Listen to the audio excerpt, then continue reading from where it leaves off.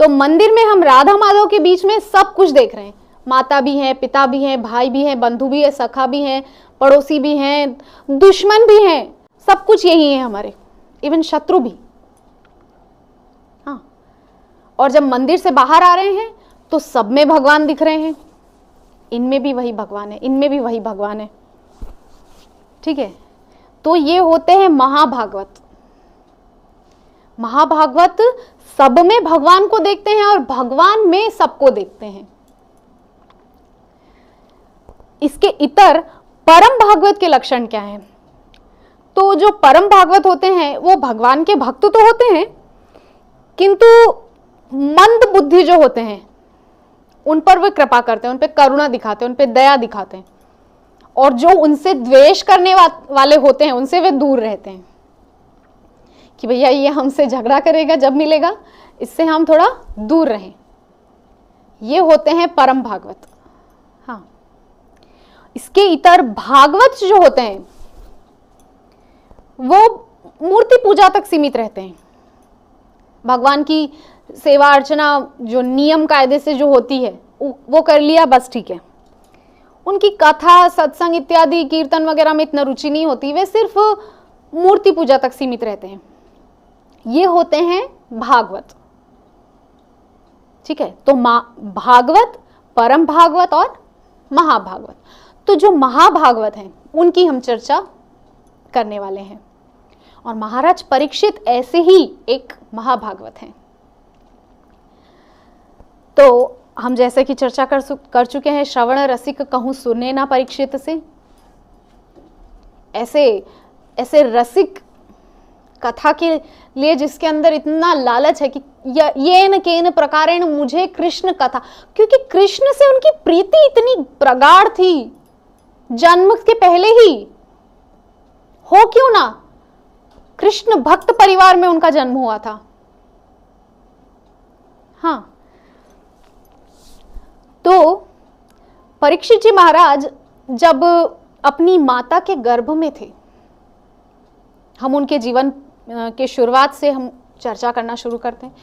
तो जब अपनी माता उत्तरा, अभिमन्यु की पत्नी उत्तरा के गर्भ में परीक्षित जी महाराज जब विराजमान थे, तो अश्वत्थामा मतलब द्रोणाचार्य का पुत्र अश्वत्थामा ने द्वेष भाव रखते हुए 6 ब्रह्मास्त्रों का संधान किया, 5 पांडव और एक उत्तरा के गर्भ।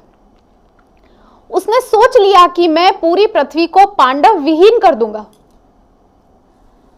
पांडव विहीन करने का संकल्प ले करके उसने 6 ब्रह्मास्त्रों का संधान किया, 5 पांडवों की तरफ और एक उत्तरा के गर्भ की तरफ। किंतु भगवान जिसके रक्षक हैं उसको एक हवा का झोंका भी स्पर्श नहीं कर सकता भगवान की इच्छा के विरुद्ध।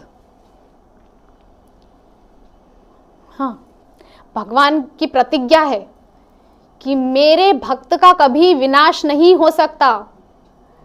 श्रीमद् भगवद गीता में भगवान स्वयं अर्जुन को ये घोषणा करने के लिए बोल रहे हैं कि हे अर्जुन, घोषणा कर दो, न मे भक्त्या प्रणश्यति कौन्तेय प्रतिजानीहि न मे भक्त्या प्रणश्यति, मेरे भक्त का कभी विनाश नहीं होता। तो उन 5 ब्रह्मास्त्र को भगवान ने शांत किया, किंतु इस 6वें ब्रह्मास्त्र के विषय में किसी को पता नहीं था कि अश्वत्थामा ने द्वेष पूर्वक और उत्तरा के गर्भ की ओर भी एक ब्रह्मास्त्र का संधान किया है। तब उत्तरा रोती हुई भगवान के सामने आती है, पाहि पाहि महायोगिन देव देव जगतपते नान्यम त्वद भयम पश्ये यत्र मृत्यु परस्परम, कि हे भगवान, जब मृत्यु ऐसे सामने खड़ी हो तब आपके अलावा और कोई सहारा मुझे दिखाई नहीं दे रहा है। पाहि पाहि महायोगिन, हे महायोगी मेरी रक्षा कीजिए, मेरी रक्षा नहीं मेरे गर्भ की रक्षा कीजिए। उत्तरा को अपनी चिंता नहीं है, वो इस पुनीत वंश पांडु वंश की रक्षा करना चाहती है, जो कि भगवान के भक्तों का वंश है। देव देव जगतपते, हे जगतपति नान्यम त्वद भयम पश्ये यत्र मृत्यु परस्परम।